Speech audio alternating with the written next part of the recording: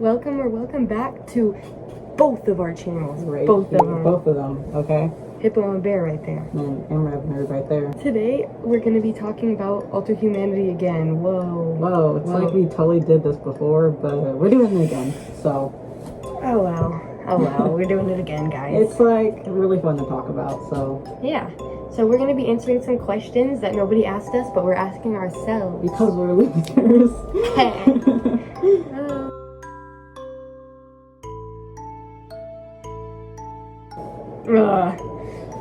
My experience hasn't been the greatest, and I'm sure that like a lot of people feel like the same about that, because you know there's some toxicity and drama. Ooh. If you can find like friends in real life who are who are like Alterhumans, I would definitely suggest that.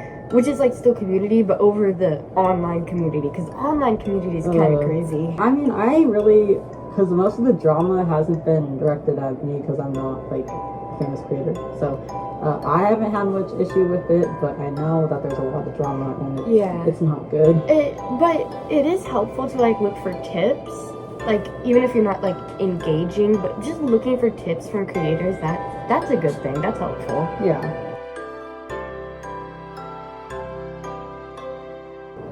Tails. For me, it's just feeling the weight of something. Like if it's just like stuffed, I wouldn't really like it, because it's like you don't feel the weight of it. But I'm actually wearing a tail.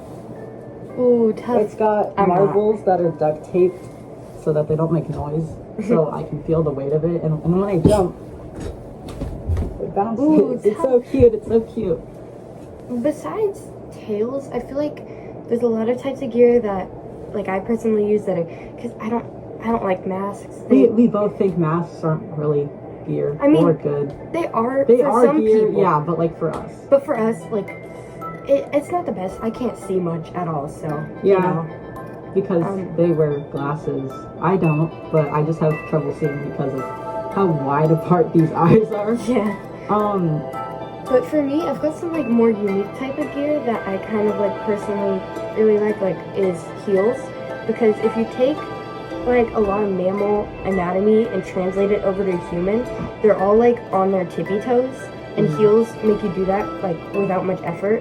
So I'm wearing heels right now. So low type of heel, that's pretty euphoric to me. I have these knee-high Converse, or just like any Converse in general. Any shoe that makes a clicky-clacky noise, like a deer hoof would on like concrete or whatever. Yeah. I like that.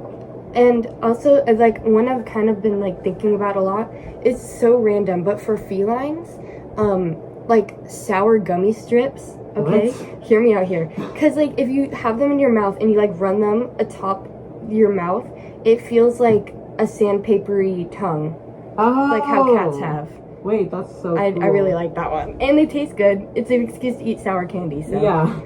Dressing in natural colors, or like whatever colors like your fiction kin type or your like stereotype or whatever, that really helps me, because whenever I'm wearing like bright colors, I kind of just see myself as like the human side of me, not really the deer side of me. Yeah, it depends for me, like whoever I'm trying to connect with. Like for the dog one, like this husky, it can kind of be anything, because you know you're like wild or domestic, because like if it was a domestic animal I'd dress more colorful, so. But for my like snow leopard, I dress in lighter colors, or for my praying mantis I dress in like super colorful, you know, that type of stuff. Yeah. It depends. It definitely, it's like based on my moods a lot, and it's also a lot surrounded with like how other people see me and doing things that are like superhuman. It's not that bad for me, so it's kind of hard to say, but it's more on occasion, and like an underlying feeling of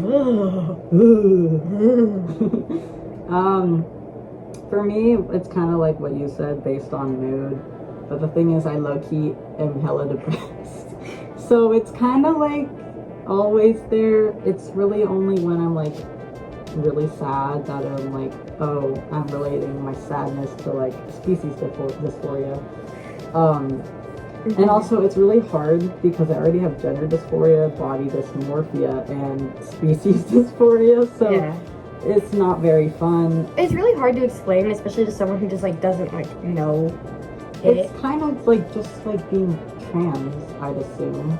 Yeah. For most people, but for me, it's like being trans. I mean, then again, if the person doesn't know what being trans is, then it doesn't really help you. Yeah.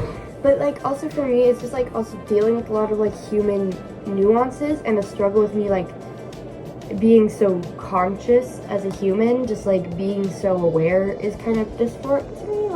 Like the fact that I know a lot more than an animal would about how the world works is, you know, ignorance is bliss. Also, just having to deal with like living in a human society, it's really hard because, you know, animals don't live in a human society. They live in the animal kingdom.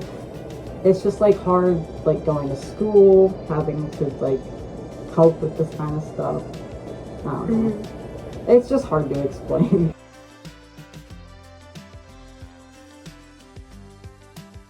I've told my mom, and I mean, like, I think my dad knows, he just doesn't, like, know what it is, but my mom knows, and she knows what it is, and I've explained to her as best as I can, and she believes me, which is important. She, like, believes me, and she gives me ideas and help and stuff.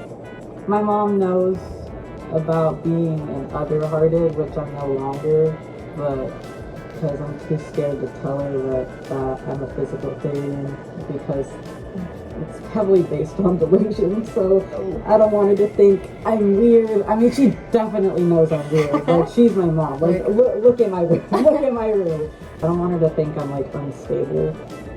I sort of am, but, like, she knows what being an Alterhuman kind of is. She doesn't know all of this sub-labels, subcategories, and all that kind of stuff. But she knows of it. She's just like, okay, I'm eager to learn more about you and what you're experiencing and such. My mom, she's been knowing since like 2022, I think. What? Yeah, like, cause that's like when around there. She knows about me being non-binary, so like those kind of things, you know, we told you, it kind of relates. It's also kind of hard because parents usually are like a whole lot older than you, and so they're in a different generation. They obviously weren't raised the same way, so it's just harder for them to, like, you know, understand. And like, depending on the kind of parent you have, my mom's very accepting and, you know, wants to learn. But same. Yeah.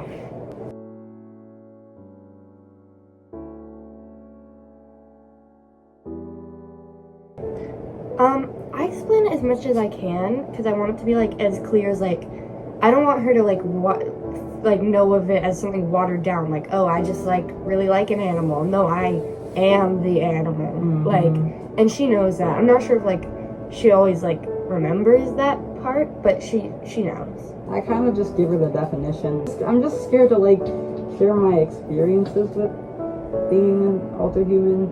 She knows what it means, sort of, but like not what I'm experiencing, which kind of makes it hard.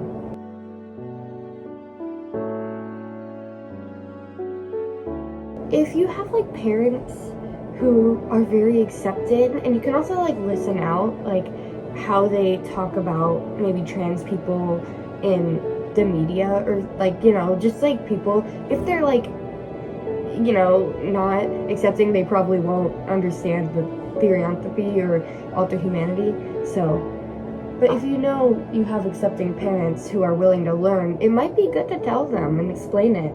Then again, on the other side of the coin, it's not good to tell if your parents would do something to harm you or kick you out of the house if you were to tell them this kind of stuff. Like, let's say someone's dad is like, oh my god, these people think they're animals, they should be treated like them, we should kill them, or whatever, you know, like, which has happened. Yeah, we should shoot them. Real men, grown men, have commented on minors' posts about it's hunting season. Just stop. But you know your family better than random people online do, so do what's best for you.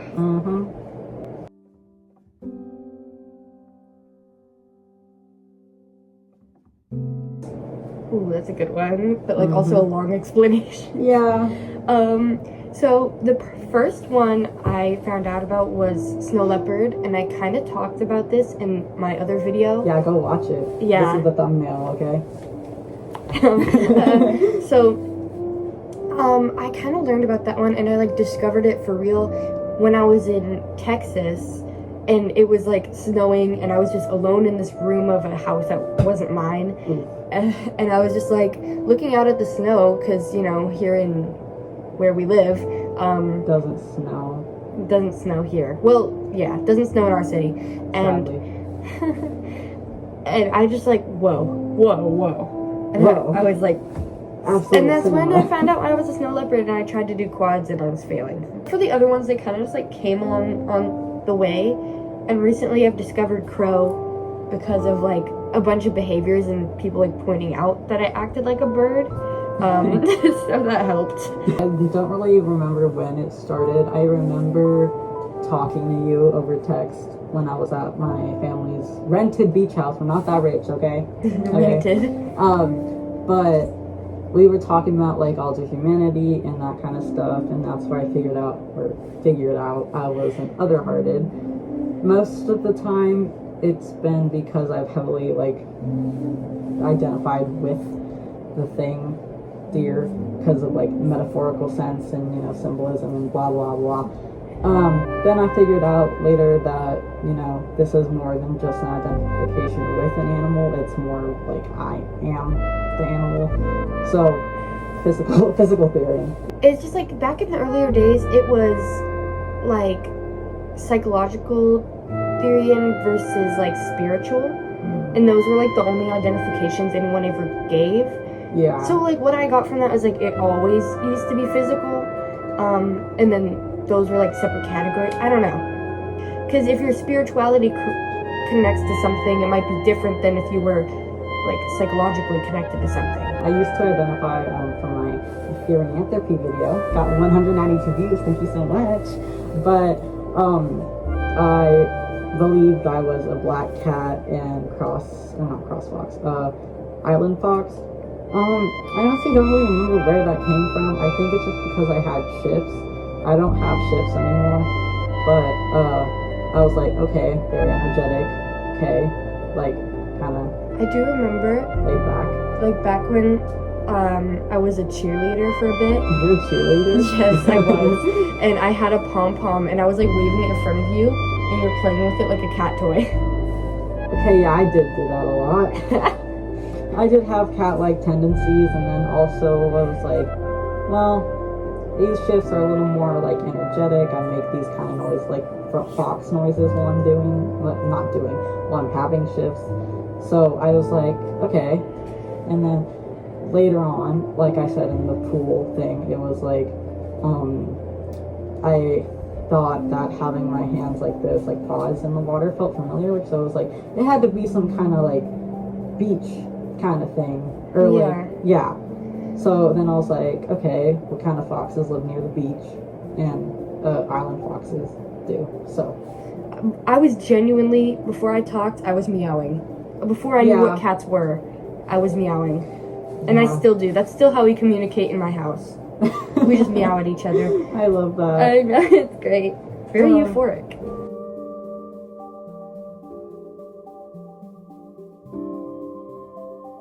I see myself as an animal until I see myself. Like, and also maybe that comes from having really bad eyesight or something. Like, it's so bad. I see myself, and then I walk past the mirror and I'm like, oh my god, it's a human. Ew.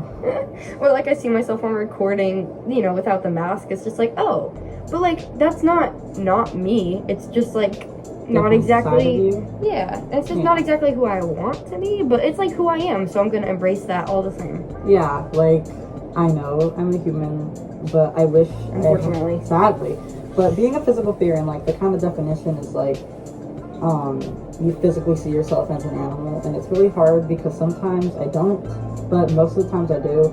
It's just hard when, you know, without the mask, I'm human.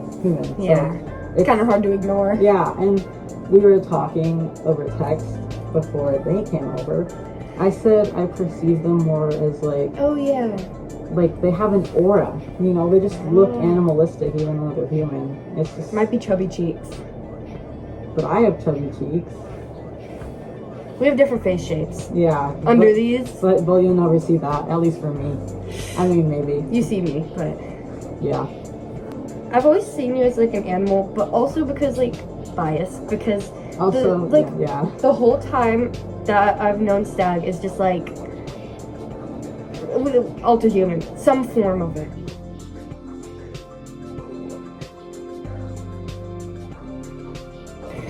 All of the factors of my life. Like, you know, it's always in my head, but also it's just like the way I interact with people, the things I do, the way I present myself. It's just like all of it is either entirely or somewhat ingrained in being an animal. I like expressing myself, and I like figuring out more stuff about myself, so it's, yeah, pretty much like every part. Okay, everybody, we hope that you enjoyed this video. Yeah. And if we didn't entertain you, our sincerest apology, lads. Make sure to like and subscribe Yes. to both of our channels. Here, we'll put them. This will be the same video on both of our channels. Yeah. So, yeah. Ta-ta and Ta-ta. ta-ta and toodle-oddle. Bye.